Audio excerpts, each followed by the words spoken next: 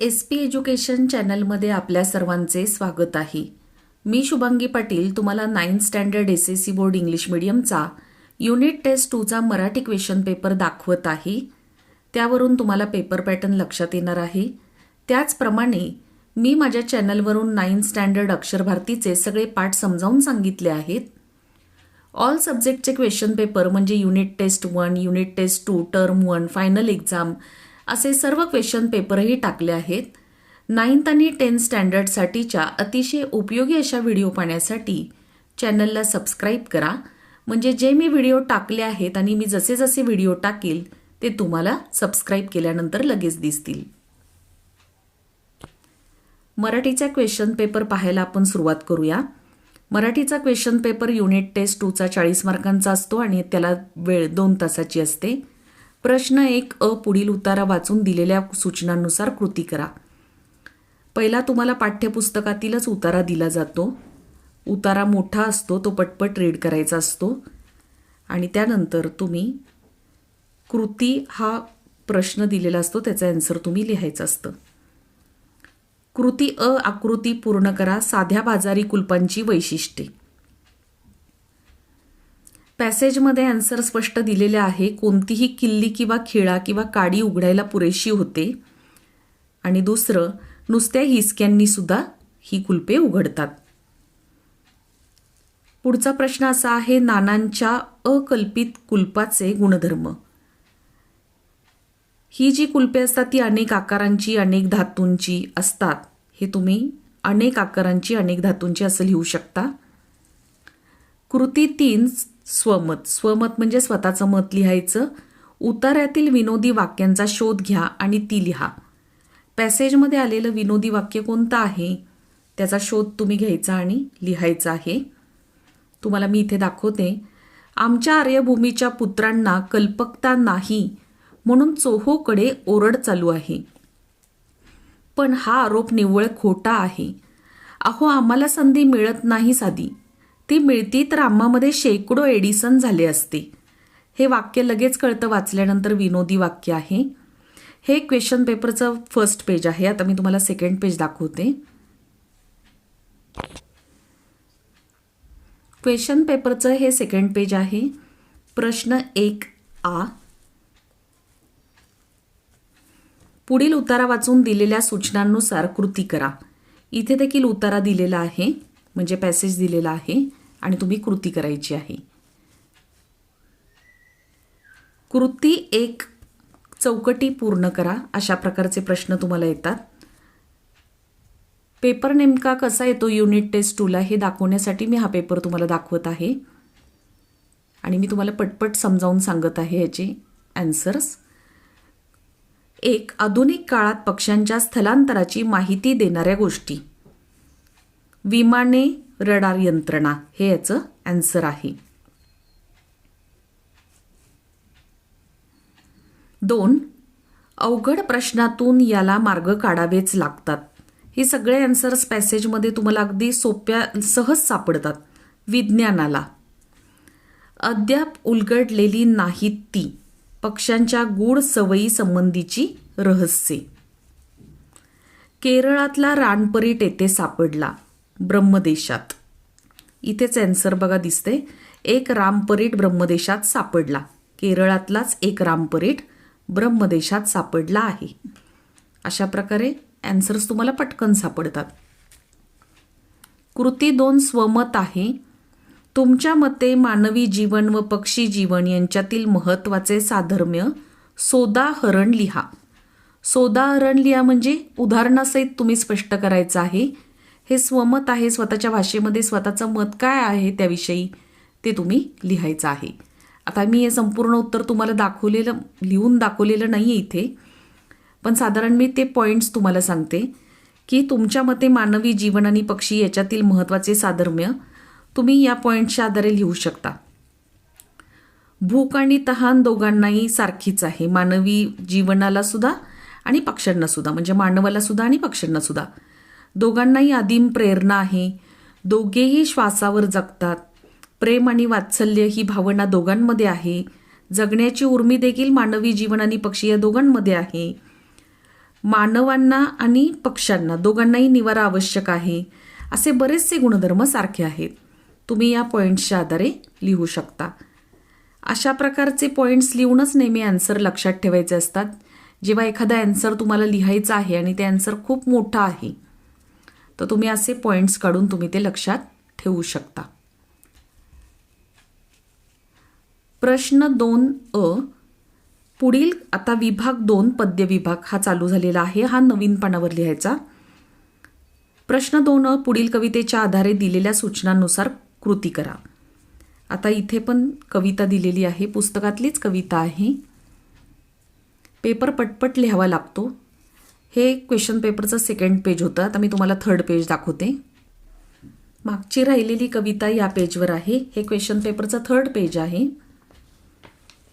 कृती 1 पृथ्वीचे रूप पुढील बाबतीत स्पष्ट करा. पृथ्वीचे रूप पुढील बाबतीत स्पष्ट करा असा प्रश्न आहे. त्यांनी असं विचारलं आहे, आगमनापूर्वी वसंत ऋतू आणि आगमनानंतर. तर आगमनापूर्वी वसंत ऋतू कसा असतो? बेरड आणि कोरडी सृष्टी होती, उजाड उघडे माळरानही होते. आणि आगमनानंतर कसं असतं? तर दिशा दिशांना रंग उधळलेले असतात, सृष्टी वसंतगान गाऊ लागते.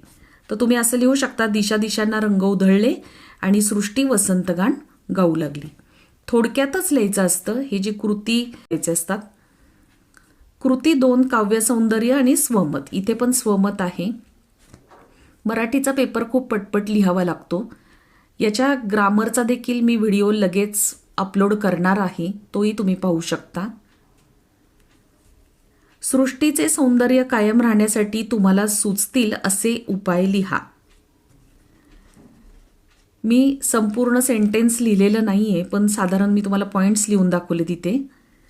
जंगलतोड न करणे, पाण्याचे प्रवाह साठवणे, झाडे लावली पाहिजेत, परिसर स्वच्छ ठेवला पाहिजे, अशा अनेक गोष्टी तुम्ही याच्यामध्ये स्वतःच्या मताने लिहू शकता. म्हणजे सृष्टीचे सौंदर्य कायम राहील, त्याच्यासाठीचे हे मी पॉईंट्स दिले आहेत. पुढील कवितेवर दिलेल्या मुद्द्यांच्या आधारे कृती सोडवा. हा प्रश्न 100% येतोच. कविता उजाड उघडे माळरानही. या कवितेचे कवी किंवा कवयित्री कोण आहेत? तर इथे कवयित्री आहेत. कवयित्री आहेत ललिता गादगे. तुम्ही कवितेचे कवयित्री डॅश ललिता गादगे असं लिहायचं आहे. कवितेचा विषय काय आहे? तर वसंत ऋतूच्या आगमनामुळे सृष्टीच्या निसर्ग सौंदर्यात झालेला बदल याचे वर्णन केले आहे. वसंत ऋतूच्या आगमनामुळे सृष्टीच्या निसर्ग सौंदर्यात झालेला बदल याचे वर्णन या कवितेतून केलेलं आहे. प्रस्तुत कवितेतील 4 शब्दांचे अर्थ लिहा.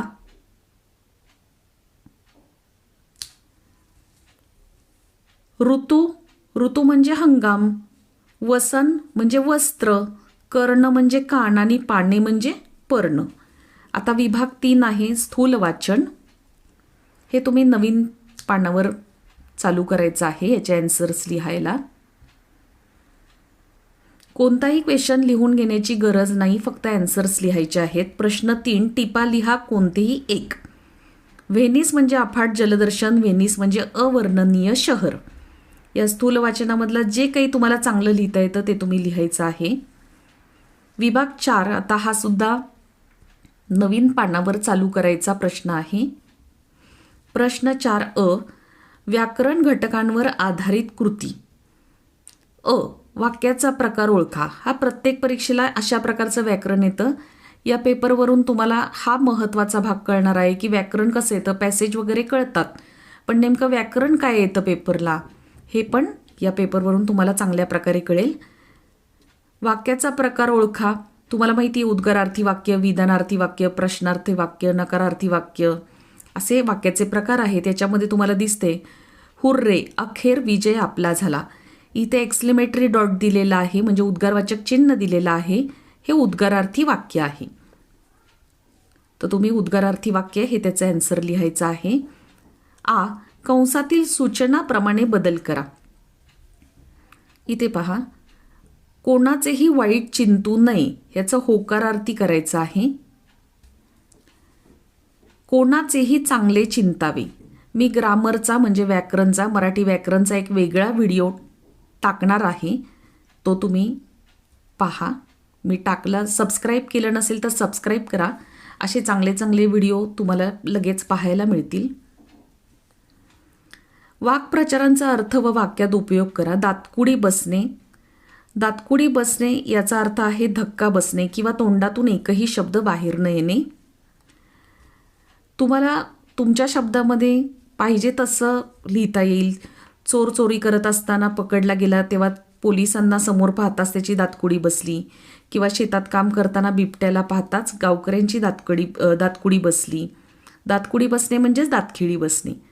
आता मी तुम्हाला क्वेश्चन पेपरचं लास्ट पेज दाखवते, म्हणजे 4th पेज दाखवते.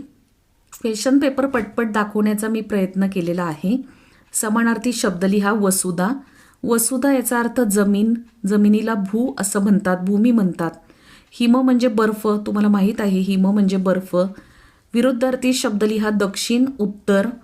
एक वार, अनेक वार. शब्दसमूहाबद्दल एक शब्द लिहा. पैसे व दागदागिने ठेवण्याचे कपाट, याला तिजोरी म्हणतात. हे अतिशय सोपे प्रश्न आहेत. याच्यात तुम्हाला पैकीच्या पैकी मार्क मिळून जातात.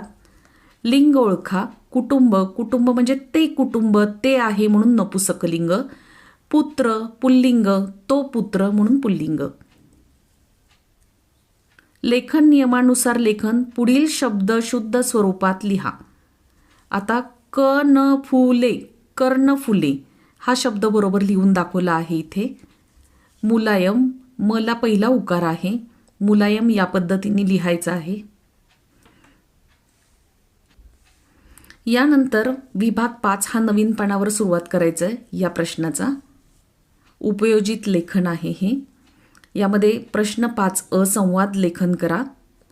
स्वतःच्या करिअर निवडीबाबतचा आलिया व आकाश यांच्यातील संवाद लिहा. सोपा प्रश्न आहे. करिअर निवडीबाबतचा आलिया आणि आकाश हे दोघंजण संभाषण करत आहेत, त्यांचा संवाद तुम्ही लिहायचा आहे. याचा देखील वेगळा व्हिडिओ मी टाकणार आहे संवाद लेखनाचा. त्यानंतर मुलाखत लिहा. तुमच्या वर्गातील आदर्श विद्यार्थी हा पुरस्कार मिळालेल्या विद्यार्थ्यांची मुलाखत घ्या. मुलाखत म्हणजे इंटरव्ह्यू कसे घेतात तुम्हाला माहीत आहे, त्याचप्रमाणे वर्गातील आदर्श विद्यार्थी जो आहे त्याची मुलाखत कशी घेतो आपण.